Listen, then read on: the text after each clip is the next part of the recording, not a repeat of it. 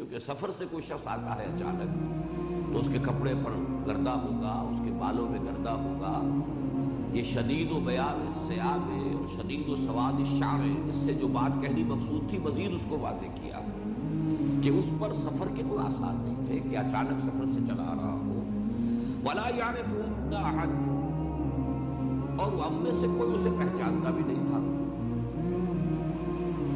یعنی یہ کہ اگر کوئی شخص پہلے سے یہاں آ کر مقیم تھا تو کسی اور شخص کے ساتھ آتا، اپنے میزبان کے ساتھ آتا، یا پہلے سے کوئی شخص واقف ہوتا تو آتے ہی جیسے ہوتا ہے گریٹنگ ہوتی ہے، کوئی شخص جو ہے فوری طور پر اس کا کوئی استقبال سا کرتا کسی انداز میں.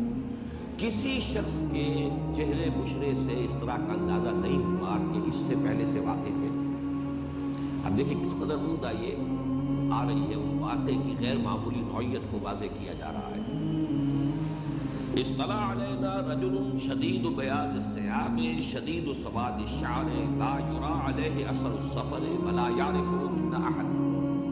اس میں ایک سوال ہو سکتا ہے کہ حضرت عمر نے اتنی بڑی بات کیسے کہہ دی کہ ہم میں سے کوئی شخص نہیں پہچانتا تھا. فرض کیجئے وہاں 50 آدمی سب بیٹھے ہیں تو کیا استصواب کر لیا تھا کہ سب سے پوچھ لیا تھا؟ یعنی اصل میں مجمع کے اندر اندازہ ہو جاتا ہے کہ سب کے چہرے ایسے ہوتے ہکا مکا سے. کوئی ایک شخص بھی اگر جاننے والا ہوتا تو وہ اٹھتا کسی درجے میں، کوئی اس کی طرف سے جسچر ہوتا جس سے معلوم ہوتا کہ یہ ان کے واقف ہے. لا یرا علیہ اثر السفر، ایسا بھی نہیں کہ اچانک چلا آ رہا ہو، ابھی مدینے میں داخل ہوا ہو تو اس کے اوپر کوئی نہ کوئی آثار سفر کے ہونے چاہیے تھے. اگر مدینے کا شخص ہوتا تو ہم واقف ہوتے. اگر مدینے کے کسی شخص کے پاس آ کر مقیم ہوتا کوئی مہمان تو اس کے ساتھ آتے، یا یہ کہ وہ کم سے کم اٹھ کر خیر مقدم کرتے ان کا. ان میں سے کوئی بات نہیں تھی. حتی جلس الی النبی، اب یہاں حتی سے ایک بات واضح ہو رہی ہے. حتی جو ہے، حتی جلسہ یہاں تک کے بیٹھ گئے، کیا مطلب؟ گویا کہ تیر کی طرح چیرتے ہوئے مجمع کو وہ بڑھتے چلے آئے. ایک یہ ہوتا ہے کہ آدمی چھٹکتا ہے، نیا آدمی آئے تو دروازے ہی میں بیٹھتا ہے، کہیں پیچھے جگہ بناتا ہے. وہ تو تیر کی طرح چیرتا ہوا شخص آیا آگے. حتی جلس الی النبی صلی اللہ علیہ وسلم، این حضور صلی اللہ علیہ وسلم کے سامنے آگے بیٹھ گئے. فاسند رکبتیہ الی رکبتیہ، اسندہ یہ وہی اسناد آ گئی جو حدیث کی سند ہوتی ہے. سند کسے کہتے ہیں؟ جوڑ، راویوں کا جوڑ ملا. تو اسندہ اس نے ٹکا دیے، جوڑ دیے. مسند بھی اسے کہتے ہیں جس پر کہ ٹیک لگا لی جائے، مسند. تو اسندہ رکبتیہ، اپنے دونوں گھٹنوں کو جوڑ دیا. الی رکبتیہ، حضور صلی اللہ علیہ وسلم کے دونوں گھٹنوں سے. اگرچہ یہاں پر جو اس روایت میں رکبتیہ ہے جو ہے دوسری مرتبہ جو آیا ہے تو اس میں یقین کے ساتھ تو نہیں کہہ سکتے، لیکن اسندہ کا لفظ ہے. ظاہر بات ہے کہ جوڑے ہیں اپنے تو حضور کے ساتھ. لیکن بعض دوسری روایات میں یہ بھی ہے کہ انہوں نے حضور کے گھٹنوں کے ساتھ اپنے گھٹنے جوڑ دیے. فاسند رکبتیہ الی رکبتیہ ووضع کفیہ علی فخذیہ، یہاں زیادہ امکان ہے فخذیہ، اور ہاتھ رکھ دیے، اپنی دونوں ہتھیلیاں، اپنے دونوں ہاتھ ٹکا دیے فخذیہ. اب یہاں دونوں امکان، اپنی رانوں پر، یعنی گھٹنے تو جوڑ دیے لیکن اپنے ہاتھ جیسے کہ ہم بیٹھتے ہیں تشہد میں اپنے رانوں کے اوپر، اپنی رانوں پر رکھ لیے.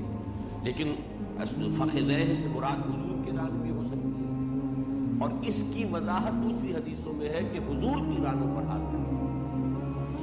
چنانچہ فی روایت احمد و بزار عن ابن عباس فجلس بین یدی رسول اللہ صلی اللہ علیہ وسلم واسند ووضع على ركبتيه رسول الله صلی اللہ علیہ وسلم ووضع کفیہ على ركبتي النبی صلی اللہ علیہ وسلم. تو جو مسند احمد میں اور گزار میں جو روایت حضرت عبداللہ ابن عباس سے ہے اس میں وضاحت ہے کہ انہوں نے اپنے دونوں ہاتھ حضور کی رانوں پر. اب یہ بھی بہت غیر معمولی بات ہے. تو یہ ساری جو کیفیت ہے یہ سامنے آ گئی کہ معاملہ بہت ہی غیر معمولی ہے اور نہایت اچنبے والا ہے. یہ دوسری بات ہے کہ حضور کی محفل ہے، اس کے آداب ہیں. جب حضور نے کسی چیز کے اوپر ناگواری کا جو اظہار نہیں فرمایا تو سب لوگ بھی جو ہے اس کی وجہ سے خاموش ہیں. لیکن واقعہ جیسا کہ میں نے عرض کیا کہ ثابت ہو رہا ہے کہ بہت ہی غیر معمولی. اب اس کے بعد جو ہے 4 سوالات اس شخص نے کیے، وہ ہے اس کا نفس مضمون۔ میں ابھی اس نفس مضمون پر نہیں آ رہا، بلکہ اس کا آخری حصہ تاکہ واقعہ پورا جو ہے وہ آپ حضرات کے سامنے آ جائے کہ کیا ہوا۔ بیچ میں کنورسیشن، سوال جواب کیا ہے، وہ در حقیقت اس کا نفس مضمون ہے، اس پر بعد میں گفتگو ہوگی۔ آخر میں چلیے ثم انطلق، 4 سوالات اور ان کے جوابات ہو گئے، ثم انطلق، پھر وہ چلا گیا وہ شخص۔ 4 سوالات کیے، حضور نے جوابات دیے، پھر وہ چلا گیا۔ فلبث ملیا لکھا ہے یا لبثت لکھا ہے؟ جی لبث غلط ہے، فلبثت ملیا، تو میں حیران سا رہا، منتظر سا رہا۔ ایسا معلوم ہوتا ہے کہ حضرت عمر تو فوراً ہی اس مجلس سے روانہ ہو گئے، اس لیے کہ بعض دوسری روایتوں میں جو بات آتی ہے اس سے معلوم ہوتا ہے کہ کچھ اور واقعہ بھی اس کے بعد ہوا۔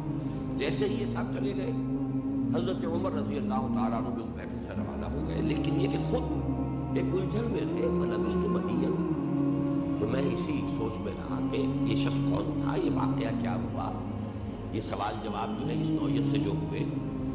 فلبثت ملیا ثم قال لی، اور ایک دوسری روایت میں یہ کہ 3 دن کے بعد۔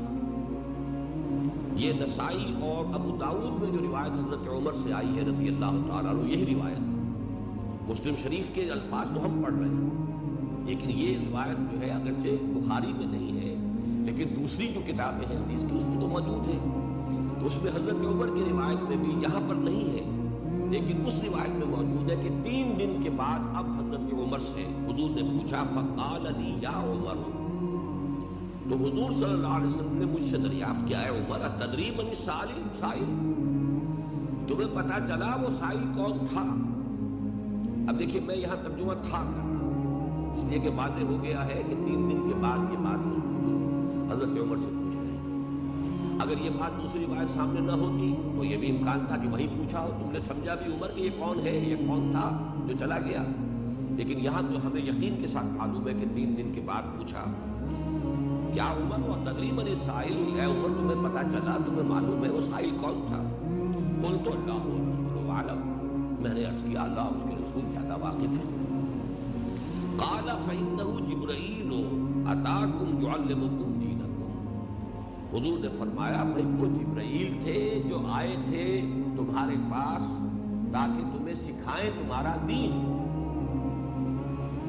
اب ان الفاظ کو ذرا نوٹ یہاں کر لیجئے کہ اگر یہ بات صحیح ہے، جیسا کہ میں نے آپ سے عرض کیا ہے کہ اس پہ تقریباً یہ فتح الباری، عمدۃ القاری، یہ جتنی بھی شروع ہیں ان سب میں یہ بات جو ہے واضح کی گئی ہے کہ یہ حضور صلی اللہ علیہ وسلم کی حیات دنیاوی کے آخری دور کی بات، آخری ایام کی بات۔ تو آئے تھے کہ تمہیں سکھائیں تمہارا دین، تو کیا دین کے سمجھنے میں کوئی کسر رہ گئی تھی؟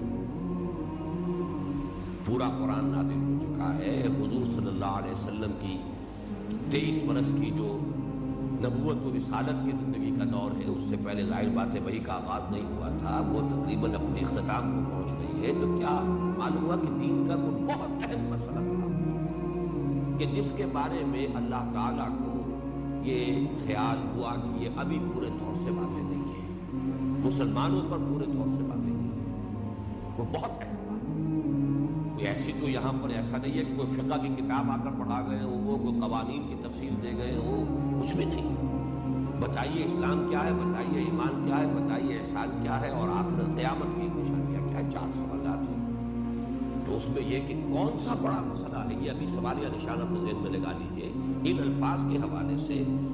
قال فإنه جبرائیل اتاکم یعلمکم دینکم، ایک اور طریق جو ہے اس کا، اس روایت کا، اس میں آیا ہے اراد ان تعلموا اس لم تسألوا، اللہ نے چاہا کہ تم سمجھو سیکھ لو جبکہ تم نے خود سوال نہیں کیا، یعنی یہ سوال تمہیں خود کرنا چاہیے تھا، تمہیں اس مسئلے کے بارے میں استفسار مجھ سے خود کرنا چاہیے تھا، لیکن چونکہ تمہاری جانب سے اس لم تسألوا، جب تم نے سوال نہیں کیا تو اللہ تعالیٰ نے حضرت جبرائیل کو بھیجا ہے تاکہ وہ سوال کریں اور دین کا وہ اہم مسئلہ تمہیں سمجھا دیں۔ اس میں ایک اور روایت میں یہ الفاظ بھی آئے ہیں، یہ حضرت عبداللہ ابن عمر یعنی حضرت عمر کے صاحبزادے جو ہیں ان سے جو روایت ہے، اور حضرت عبداللہ ابن عباس سے روایت کے الفاظ میں ھذا جبرائیل جاءکم یعلمکم دینکم ما اتانی فی سورۃ